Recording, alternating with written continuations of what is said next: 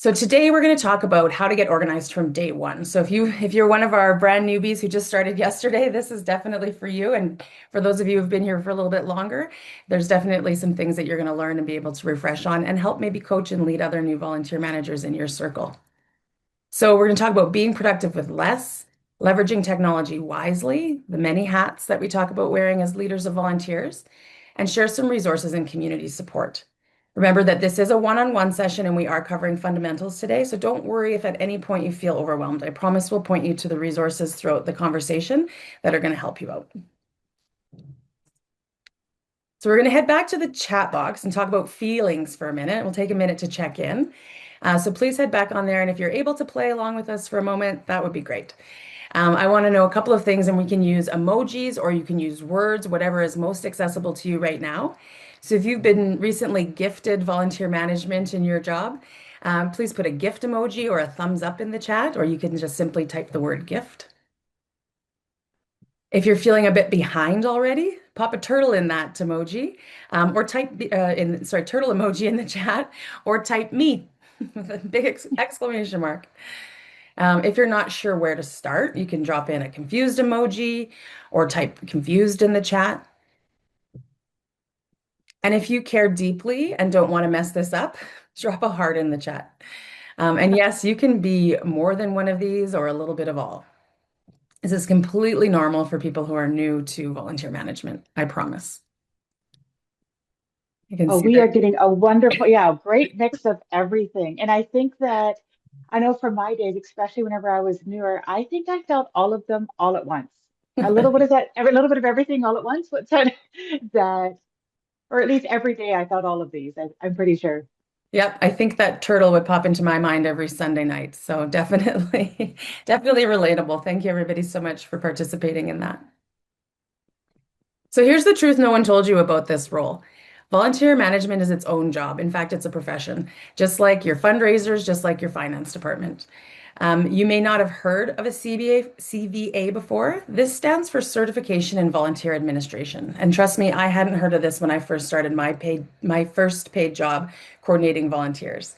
But through attending webinars like this, I started to see a lot of people with a lot of knowledge in the field with those letters behind their name.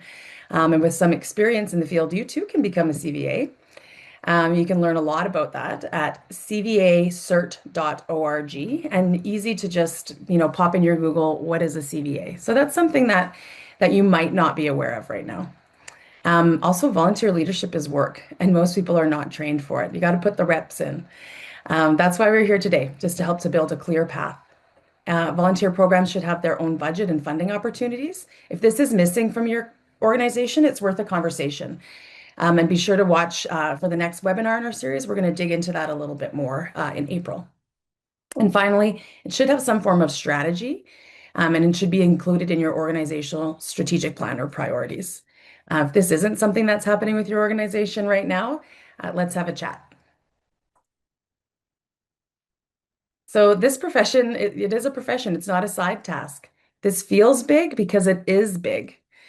Volunteer leaders are often responsible for recruiting, training, scheduling, supporting, retaining, recognizing, tracking, communicating with volunteers, budgeting for programs, planning events, coordinating, strategizing, and being accessible, and program management. Those are a lot of things to be responsible for in one role. So, curious question is why organization is the first thing you must fix? This is not a personal failure, it is structural. You can't manage what you don't organize. No systems, no training, no clarity of authority. Organization matters because it sets the foundation for everything else. It prevents you from being constantly reactive, makes the volunteer experience better, and protects the organization legally and ethically. I have come into many organizations that don't have systems, and that is the very first thing. It's like press the pause button, let's stop, let's look at what we're doing here. Otherwise, we're making decisions on the fly, we're making emotional-based decisions, and that does not lead for a very stress-free life. It's not enjoyable. So there are four foundational pieces you will need, and we're going to be calling these our building blocks. They are clear roles and position descriptions, policies and procedures, documentation systems, and basic records and files. These four elements will create an infrastructure for everything else. We're going to head into breaking down each one of these.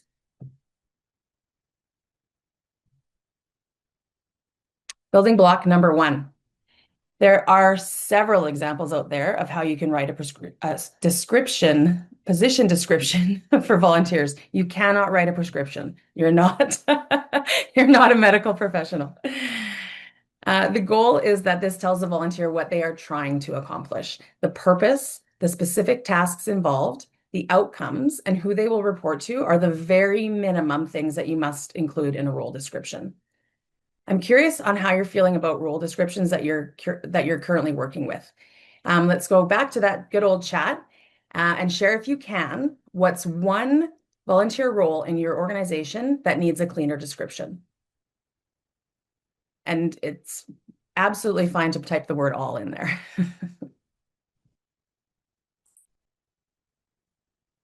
All of them, yeah. I love Heather's answer of mine. Pardon me? Their own job description needs a better, Oh, their own role. my own. True, right?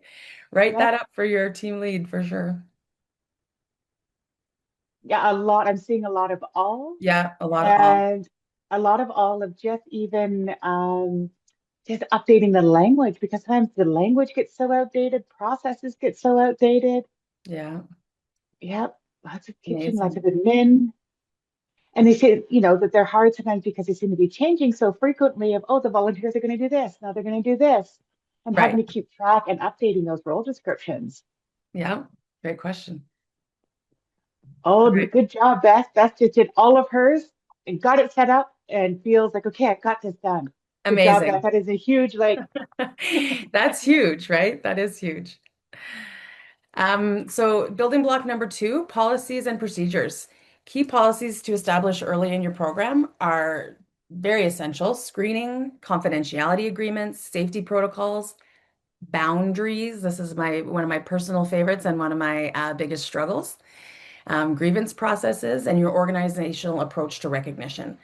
It is important to think of this as if you are recognizing milestones and the sustainability of your program as it grows. I had a great conversation with my colleague Angela in Delaware. I'll chat about her a little bit later too. She'll be joining me in the next webinar. But when you're planning for recognition programs for volunteers and the scalability. So thinking of it as if you're in an organization that has 5 volunteers, making sure that it's sustainable for 100 volunteers or 200 or 500. So really keeping those things in mind when you're designing your recognition approach. These policies and procedures should look similar to your organizational policies and procedures for staff. So that's a great place to start. And as somebody mentioned in the chat about redoing your own role description, that's a really great place to start and an easy spot to have the conversation. So let's talk about number three, your forms and templates. Essential forms and templates that you need to have and store appropriately and confidentially are your volunteer application or intake form. This is where you're collecting information about the people you will be working with, their contact information, their emergency contact information, and any other relevant information to ensure that they are safe. An interview guide. When you're interviewing volunteers, you want to make sure that you're asking them questions related to the work that they will be doing and learning important information about them. An orientation checklist. This helps make sure that we're covering all of the necessary and relevant information during our volunteer orientation, where the emergency exits are, who to look to for first aid, who you're communicating with, and making sure that we're checking that off with the volunteers so that we know that we both mutually understand the orientation process. Tracking hours. This is very important as well. It helps with granting and funding opportunities, as well as for volunteers in their own personal references, etc. An evaluation form and an incident report. And guess what? You don't need to reinvent the wheel on these. Many organizations share templates online, so you can start with what others created and adapt to your needs. There are tons of resources out there to help you with that, and I will direct you to some of those later on in the presentation.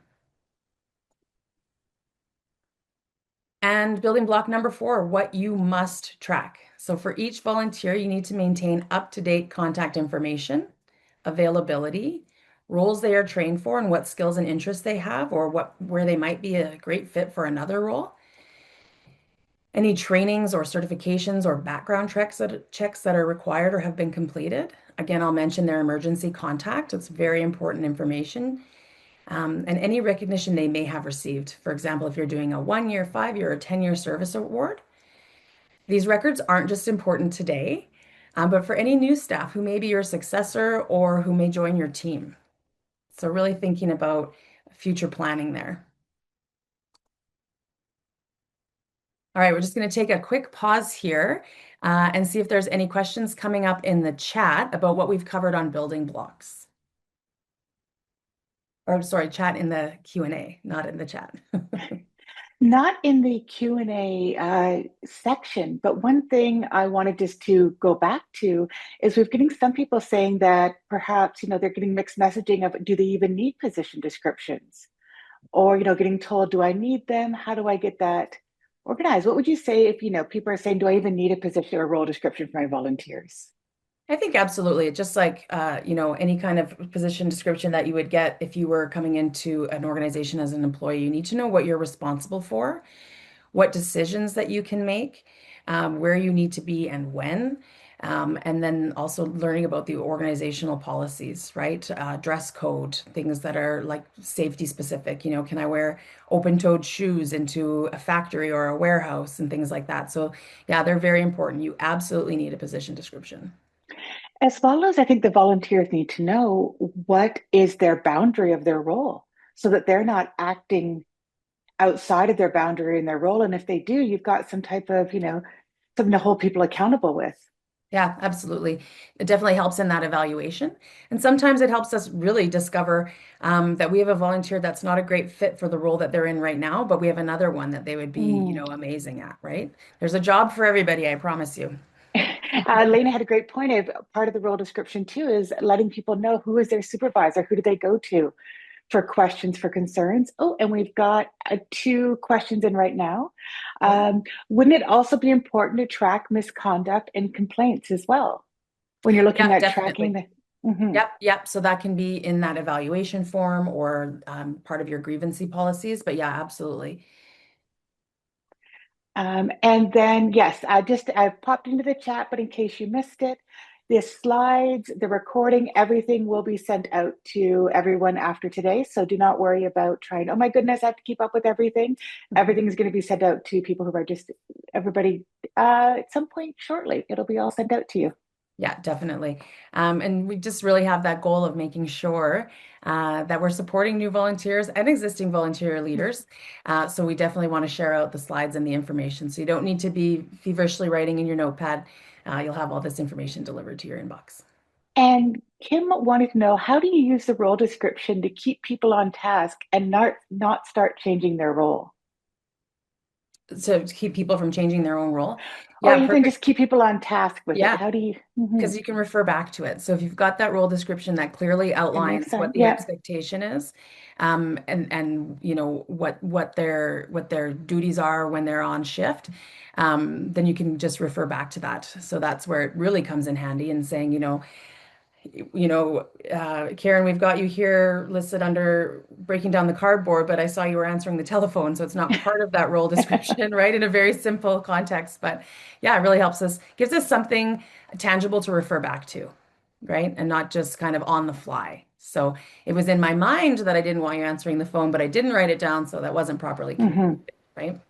Yeah, excellent. Perfect. And we're Yep. just getting questions are just getting filled in. Do you want to keep going on questions a little bit or Let's move do ahead? questions for another minute, and then yeah, we'll go on. Let's take So three more. sounds good. Can you share more about grievance policies or recommendations for tracking?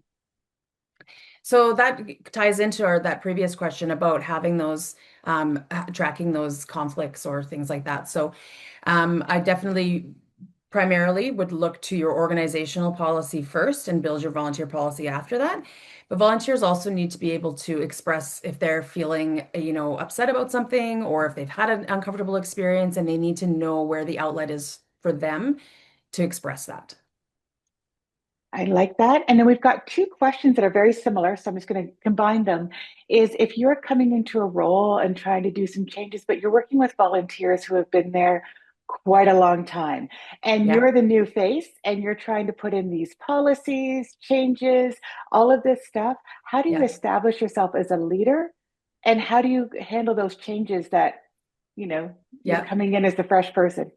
And we're going to go into this in a little bit further in the slides, Perfect. but the main points that I would highlight there are bringing them into the conversation. So the very, ensuring that our volunteers feel empowered in part of that decision making, ultimately knowing that, that you're going to be able to come up with the end decision as the professional, but bringing them into that conversation, involving people in those changes, whether it be through surveys or polls or through like a group conversation, a community focus group or something to that effect, right? And bringing them into that conversation, that is going to be key in helping you make those changes because it involves them in the process.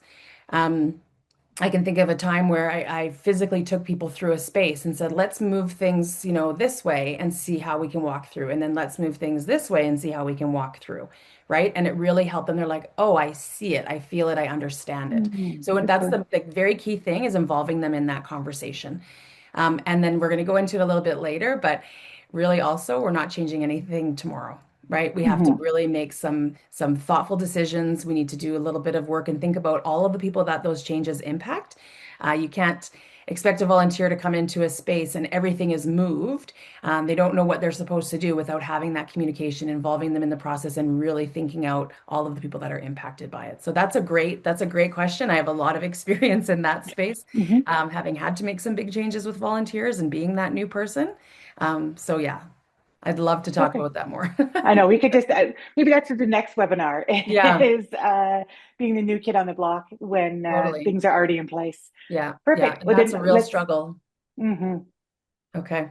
So we'll move along here. And there is going to be some time at the end to go through some more questions. So continue if you want to pop those into the Q&A. We'll get to as many as we can. And then you can also reach out to me. I'll share my contact information on the final slide. I'm on LinkedIn, Karin Henderson, CVA. Happy to answer any questions after the webinar as well. So feel free to hit me in the messages there. Okay, so just like we were saying, start small and then grow. This might sound so boring, but I promise you it is life-saving. We're going to go back to the concept here with starting with organizing first. Before anything else, you need to build a system. Systems look like spreadsheets or client relationship managers, also known as CRMs, online scheduling. Spreadsheets are fine. Fancy software doesn't need to be your first step, but you must make sure to maintain good records, which is that is more difficult on a spreadsheet than on software, but you will thank yourself for it later. And even including how often you have contacted somebody or emailed somebody, take the time and take those notes. I promise you, it will pay off in the end. But you absolutely need to build a foundation. Or sorry, you absolutely need a foundation to build on. It saves you from saying, as the building the airplane in the sky, I don't want to do that. No, thank you. I don't want to be reactive and making decisions on the fly and not thinking things through. Sometimes we can be put on the spot like that, especially in volunteer leadership when you're face forwarding with your volunteers and they might ask you something. It's okay to say, you know what? Let me write that down and I'm going to get back to you. You don't need to do things on the fly and so reactively. So we're going to start small, test, refine, and then grow.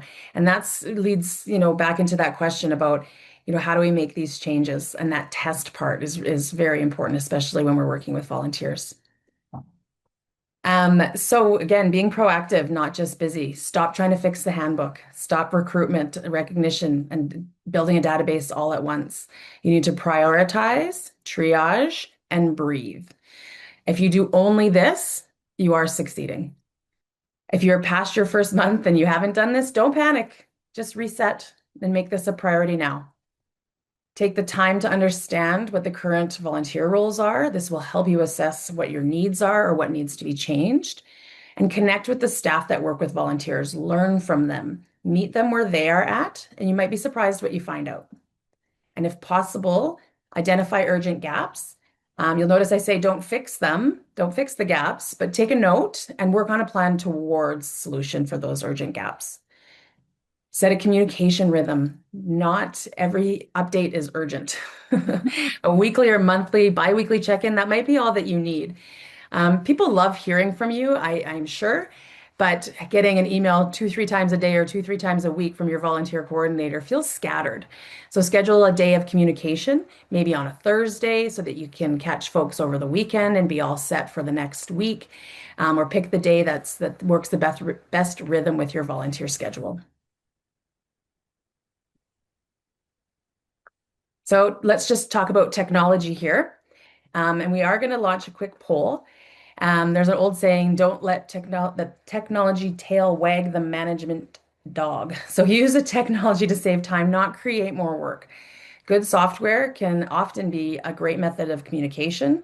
It can hold your calendar, your shift sign up, hours tracking, volunteer information storage, and report generation. The poll here, we just want to know what software you're currently using. If you are not familiar with some of these tools or any of these tools, that is totally okay. Record keeping is complex, and there are a lot of tools out there available to help you. So we'll leave this open for just a couple more seconds here. It does affect, yeah, the majority of our people are using some type of volunteer management software, Yeah. followed closely by Excel. Yeah. Excel is definitely, or spreadsheets in general, but that is, I know, is a common tool for people to kind of keep things as organized, but it can be a little bit messy sometimes, depending on how Yeah. many hands are in there doing what. And then we've got a fair amount of people using paper manual tracking. Okay. Yeah. I recently was working with a small organization here in Calgary, and the tracking system, they're very small, so they weren't ready for a CRM or a volunteer management software.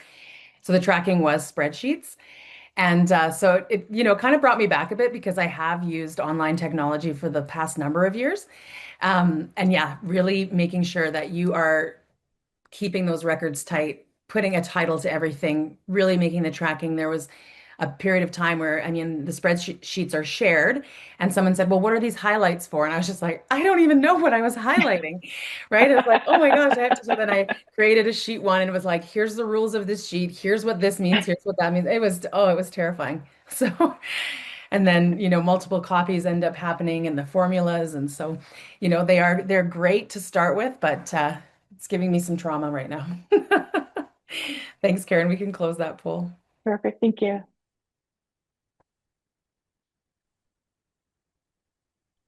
Okay. So share the supervisory load. Volunteer management and leadership is not a solo job. It is really important to understand that in your role. Your job is bigger than you think.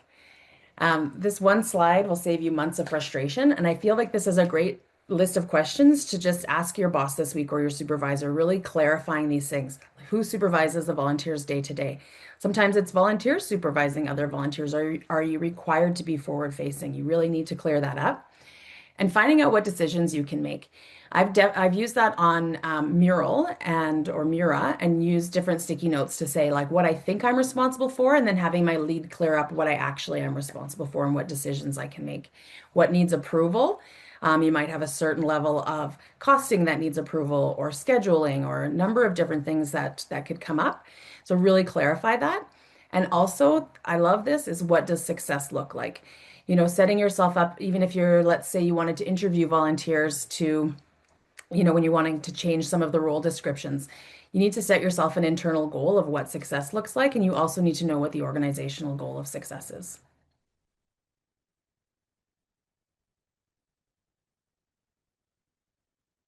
Sorry, we're going to review the poll here. Thanks, Karen. We got ahead of ourselves. That's totally We fine. did. Uh, so if you haven't already discovered, volunteer management isn't just one job. It's many jobs rolled into one. And if you wear any of the following hats, pop the number of the hat in the chat or something that relates to you. And remember, there might be more than one. So let's talk about the recruiter and the marketer. As the recruiter and the marketer, you are responsible to identify community needs and volunteer opportunities, craft compelling messaging, promote opportunities through multiple channels, build partnerships for recruitment, and track recruitment effectiveness. There is, no relation to there being a cat on this slide. If you know, you know. As the matchmaker, you need to screen volunteers, assess their skills, their interests, and their availability, and match them to the appropriate roles. Conduct background checks when needed, and make sure that staff and volunteers are a good fit. That sometimes can be a tricky one when we're matching personalities. Hat number 3, as the trainer and the head coach, you're responsible to design and deliver orientation, provide position-specific training, coach volunteers through challenges, support ongoing skill development, and help volunteers grow in their role. When I was my past life as a kindergarten teacher, my mentor once said to me, the answer to all questions is to give responsibility. And so that's something when you have a volunteer who you can tell is really not thriving in the role that they're on. They might just need a little bit more responsibility. So that's something that you're looking out for as a coach. Maybe you're a problem solver and a risk manager, addressing volunteer and staff or volunteer and volunteer conflicts, handling performance issues, navigating difficult situations with tact, all while ensuring safety and compliance, along with navigating legal and ethical concerns are being considered. That's a tough one. Maybe in the chat, if people want to put in what is their favorite hat to wear? What is the hat that they wear that, like, oh, this feels like a great part of the job and it clicks for me?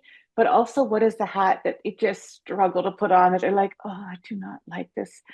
It is not my, like, I know that I struggled with sometimes having to do the matchmaking of like, I've got great 2 volunteers that are wonderful volunteers. I want to put them on a shift together. Oh my goodness, they hate each other. And then having to redo this complex schedule just over personalities, it was so frustrating sometimes. That was Yeah, a part of the job where I sometimes were like, oh, but I love some of the other parts of it so much. yeah, yeah, definitely. I think this number 5 would be my favorite hat, the advocate and strategist, championing volunteer contributions to leadership, securing resources for volunteer programs, building staff buy-in and support. I love being able to win people over by getting them to buy into supporting volunteer programs, connecting volunteers to the work of the organizational mission. That is very important, or strategic planning for program growth. So I think that chat is starting to get a little bit more attention in there. So remember, you can wear all of these hats, but if you want to let me know in the chat, which hats that you're currently wearing, or if you can say all. It should be you know, pretty familiar, all of these hats to all of us. Sometimes you don't really realize how many hats you're wearing because it just feels like the right thing to do in the moment when you're working with your volunteers.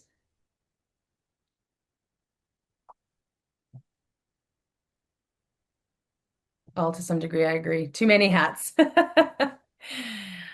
And I gave each hat 2 titles, so we could really. And whenever it's a good time, Karen, our Q&A is picking up as well. So whenever it's a good time for questions, you let me Sure, we know and can, we yeah, we can. can pause for some quick questions before we go into the next section.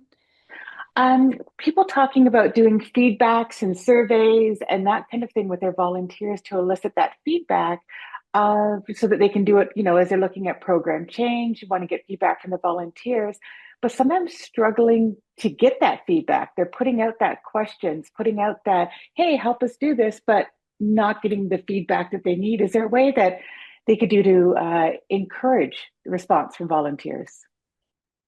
Well, some people might feel oversurveyed. So that could be a condition of what's happening right now. Um, I think about when I go and get my car tuned up, when I go and get an oil change. I use a dealership where I bought my vehicle. And immediately after I leave, I get a phone call or a text message and an email from the service advisor, right? Saying, hey, you're going to get this survey, making sure that you're ready to get the survey. And I just feel like I'm not doing the survey because you've asked me too many times. You're giving me 3 ways that you've already asked me to do the survey, so I'm not doing it. It's too much. I feel overwhelmed before I've even gotten the survey. So that could be over surveying could be a thing. Also, helping the volunteers understand the value of their feedback. and where it's going and what that's going to do for your organization, and how that's going to help in a variety of different ways. Volunteer feedback, especially when we're talking about a satisfaction survey, having those numbers are really important when you're talking about securing funding for volunteer programs. So there could be a number of things that are happening there.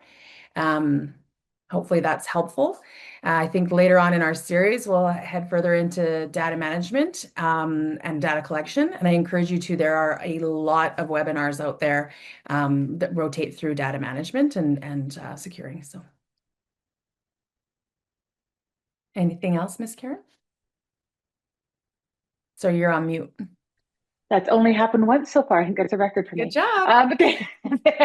There's a few more, but let's keep going with the presentation, and then I might be Yeah, able to answer a few, and we'll see what time we've got at the end. I don't want to perfect. run out of Yep, time. no problem.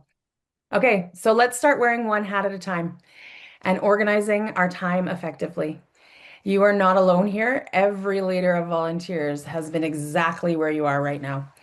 If you have any veteran volunteers that want to pop in the chat and just send out a heart emoji, just backing up my words here, that would be great.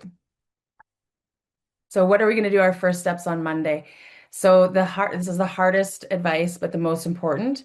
You need to take this time to learn about the organization, meet the volunteers, observe what is working, look for bottlenecks or gaps in programming, and take all the notes, write up all the ideas and the plans and the way that you're going to completely change everything, but don't. So really just taking that time to observe. Take your notes. You'll get there, I promise. Week two, now that you've taken time to observe and learn, you can start organizing. You have learned what systems are here, and you might have a big long list on the notepad beside you about the ones that you want, but take the time and the steps to build out your systems and learn about the ones that you currently have. I used, we're here with Better Impact today, and I have used Better Impact for many years, but for about 3 years of using it, it took me that long to learn what it was actually capable of. So I finally, and it was a train the trainer moment. I was working with a team and I was like, oh, your job is to learn Better Impact. And they were like, oh, should I just do the webinars that are on the Better Impact portal? Oh, yeah, like exactly what that's exactly what I meant. And so we learned all of the things that software can do. And like I said, there's many softwares out there. But learning and organizing and really taking the time to research. Obviously, you're here today, so you're familiar with what Better Impact is. But take a deep dive. Then we're going to move on to planning and prioritizing. Start looking ahead, not to tomorrow, but to the next quarter or 6 months from now. Once you have your system in place, that's what's next. The priorities might change as you go, but it's good to make a note of where you plan to go to continue the process. So hit some goals, right? And here's what not to do. Don't rewrite everything. Don't launch a big recruitment campaign tomorrow. Don't buy expensive software without researching it. And please don't try and be perfect. I promise you there is support out there, and you're going to reach your goals. Okay, Karen, let's take a poll here. We want to know, what are you going to implement first? We're going to implement the poll first. Hold on a second. Sorry, I'm happy. Oh, give me a second. Give me a No problem. second. Tech is fun, Karen. Did you know that? Every day it's just a little bit more fun. I love technology. There we go. New poll is up. Yay, and people are answering it, so it's working. There you go. That's your measure of success. Okay, awesome. Well, we're just working in that poll. I am going to show the next slide where we're going to talk a little bit more about tools and support. So as I mentioned at the start of our time together, we have some great suggestions on resources and tools to support you. Remember, you are going to get a copy of these slides and as well as a recording of the information. So don't worry if you miss one. You can always go and look back on the information. So starting with your resources, there are many templates online, like I mentioned, that you can use. If you're an AI person, you can also take a template from like a website link, put it into your AI, generate something that's going to be more specific to your organization. One in particular that I wanted to mention to you is Everyone Welcome Toolkit. So this is an online resource that will help you build and evaluate practices of equity, diversity, inclusion, and accessibility into your documents. This document was created by a number of CVAs a few years ago, and I would encourage you to check that out. There are many associations for volunteer managers, and you might have one locally that you belong to, or maybe a national organization. In Canada, I belong to Volunteer Management Professionals of Canada, and I also have the great privilege and honor to serve on their board of directors as the lead for conference and special events.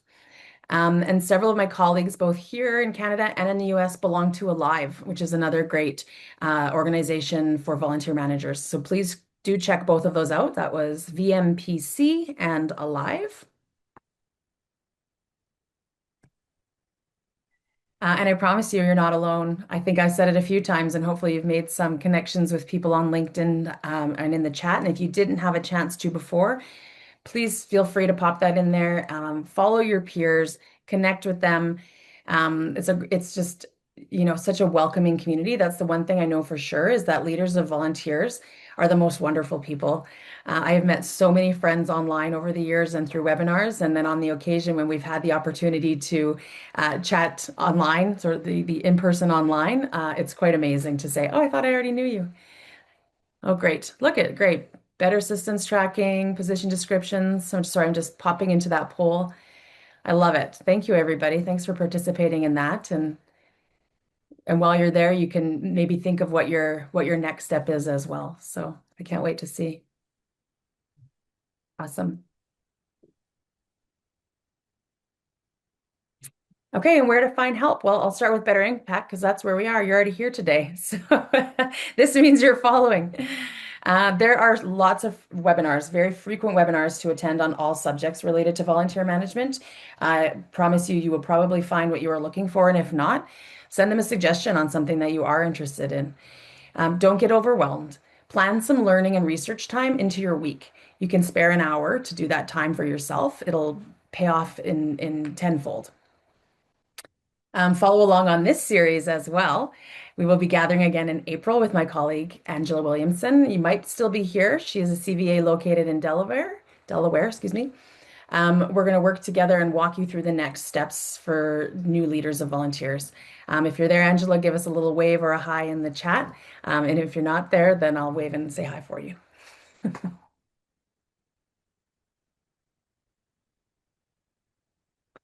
So we dug into a lot of information today. And it's okay to feel like you're drinking through a fire hose right now. If you take away anything today, please take away these three things. You are not behind, even if that turtle emoji is staring at you right now. Systems first, everything else later.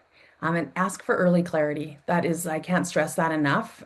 Really identifying those key factors in your role and knowing what your expectations are, and giving that same back to your volunteers, making sure that they have that clarity and knowing what their expectations are. It's going to go a very, very long way.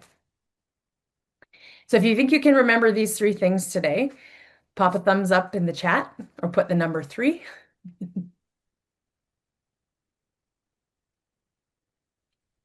Excellent.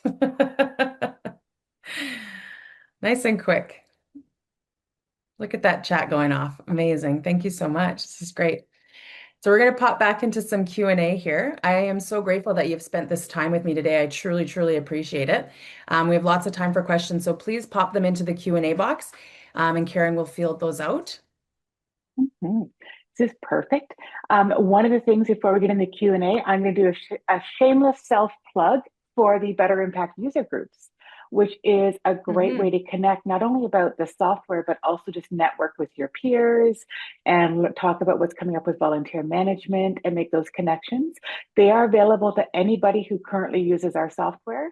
And I'm just going to pop the link into the chat. So if you use Better Impact, feel free to click on that and join one or more of our user groups. So just a little bit of another resource for people on the call. In terms of the questions, one of the main themes that we're seeing sometimes is just that lack of buy-in from other staff or Yeah. from leadership. So it's both, that lack of buy-in from the top of your leaders are just they're not really taking the program seriously. They're not really giving you any real budget, any type of support. It's just kind of go and do this with no resources and no support. And then tying with that a little bit as well is getting support and buy-in from your stakeholder staff. So you've got volunteers in their program, you've got volunteers in their area, how to get them really connected and excited about their volunteers. Yeah. That's an excellent question. I just want to, I did just pop my LinkedIn up here too, just for anybody, if you want to scan that code, it'll take you right to my LinkedIn and we can connect. So if we run out of time here, happy again, like I said, to connect offline. But buy-in, yeah, that's a great question. You know what? I would ask curious questions around that just to find out a little bit more, to get a little bit more understanding and clarity on what they're not buying. Volunteers. Man, volunteers are the heart of every organization. They really drive that mission forward. They are the folks who are out there putting in the time, doing the work, really, really getting those things done so that we can deliver programming, so that we can deliver, clothes to folks who need them, or food to families in need, or many, many, many other things that our organizations do. The snacks when you're giving blood. I love the people at the end of when I go and donate my blood to get those snacks, right? They are driving that organization. They are keeping you comfortable, all of those great things. And so I would ask curious questions around what are we not buying? That would be where I would start first. And then I think being able to show the data, show what those hours are, what that hour equates to. Look up what the statistics in your area are for the value of a volunteer hour. Relate it to the value of the living wage, relate it to your organizational budget. You really show those numbers. And then that might change the conversation a little bit, but I would ask them the biggest question is why? Why don't we have the buy-in? And the favorite term, and I wish I knew who said it so that I could give them credit for it, is volunteers do not save you money, they make your money go further. Absolutely. Yep. Yep. That's very true. That's very true. And when I was speaking to Angela earlier last week, she said something too. The volunteers aren't just like sitting on the shelf waiting to be rehydrated, right? It takes work to be. Is my favorite thing, and she did say she got that from elsewhere, but it was one of my favorite things I've ever heard, because it's so true. That is not, they're not just a given; they're a gift, right? And I think we've kind of touched on a little bit, just more tips around organizations seeing the values of volunteers and really Yeah. kind of it's such a key part of our job is to cheerlead Yeah, volunteers. it really is, and to advocate for them. And it is difficult. Like I had a heart moment earlier in the week when I was sitting in a board meeting and we were discussing let's have an appreciation event for volunteers. It's not going to cost the organization any money. A local arcade is willing to open up their arcade for the day for the volunteers to come and just play games, and we can all, come together. We don't need to have any food, but we could. But we can all come together and just share our experience. And one of the board members was like, "Why would we do that?" And I just my heart, my heart. Oh, And that is, really, you know, I don't think they're intentionally giving that they don't value volunteers, but that's what I was getting. And so then, it was having those conversations about the importance of connection, the importance of how volunteers drive the mission forward, and the importance of appreciation and recognition, right? So that was we're having the party is the end of the story, but Erin is new to the role and welcome. rebuilding a program from scratch. So she's Amazing. got, and what if you're starting from from scratch, what advice will you give on getting started when you don't have any systems or volunteers in place? It's Yeah. blank slate. That's a longer conversation, Erin, Yeah. that I'm more than happy to have. But really, I found myself in a familiar spot working with an organization in the fall where there was nothing. And so building it from the ground up and deciding like what those steps are. What is step one, right? And so it's identifying the gaps, which are all of them. So great. So what do we need first? We need role descriptions. We need to understand what our mission is, what we're trying to accomplish here, and then we can figure out what our needs are. But I would absolutely love to have a further conversation with you about that because I did just go through this with an organization in the fall. And It's huge for that organization, right? We started with nothing, and what we were able to grow in 4 months, having a clear volunteer program, volunteer roles, orientation, all the checklists, all those things that we mentioned earlier.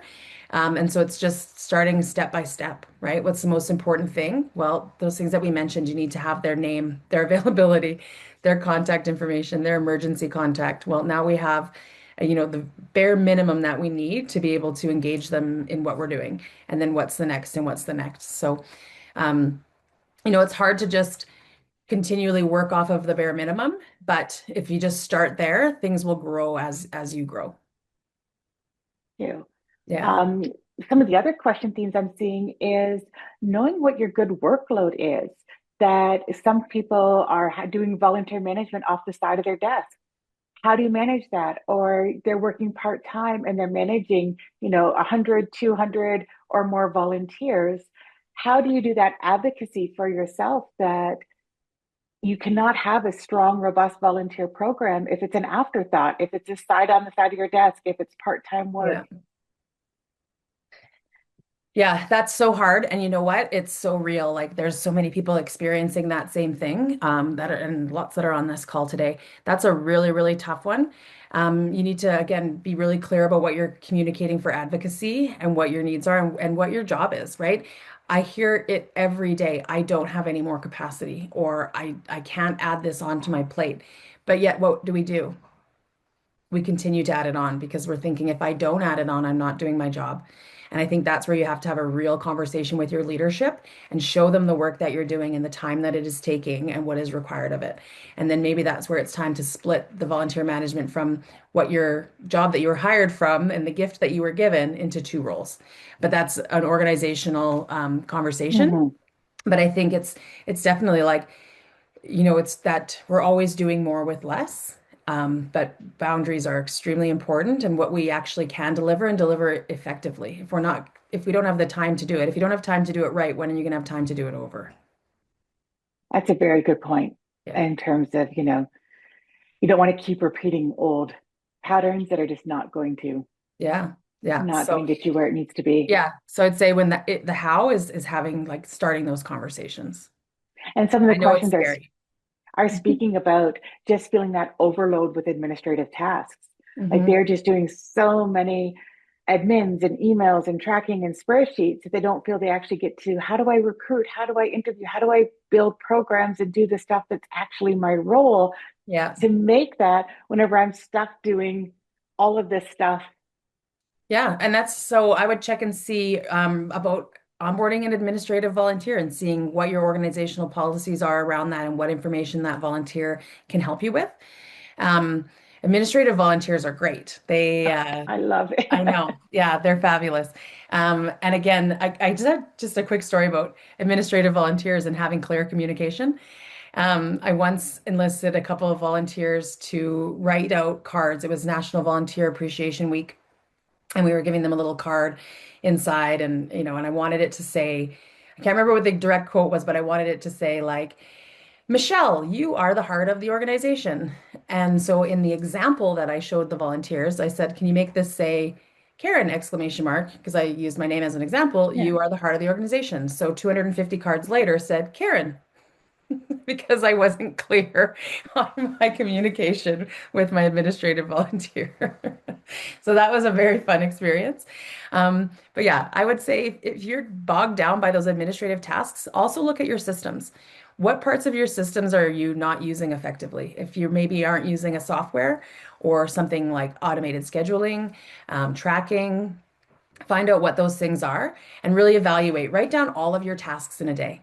What tasks are directly related to your job and what can you offload or what can you share with another coworker or something that you can develop a volunteer role for.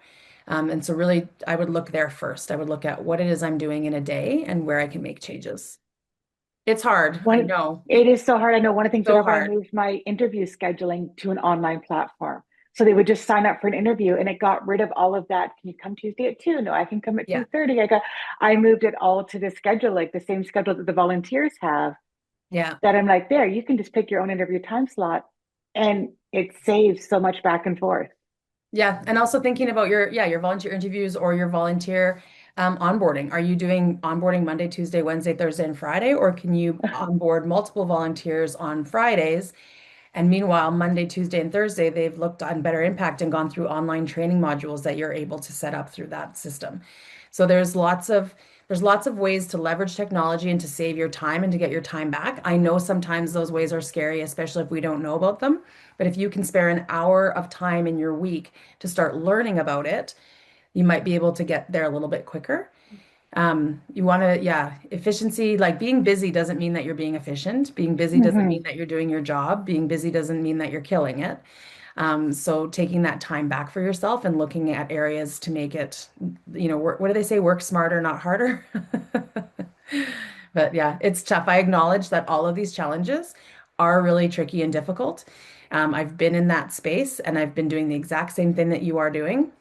And the hard truth is what that leads to is burnout and high turnover for your job. And so I really encourage you to take the time to have those conversations with your leadership, reach out to the network for support.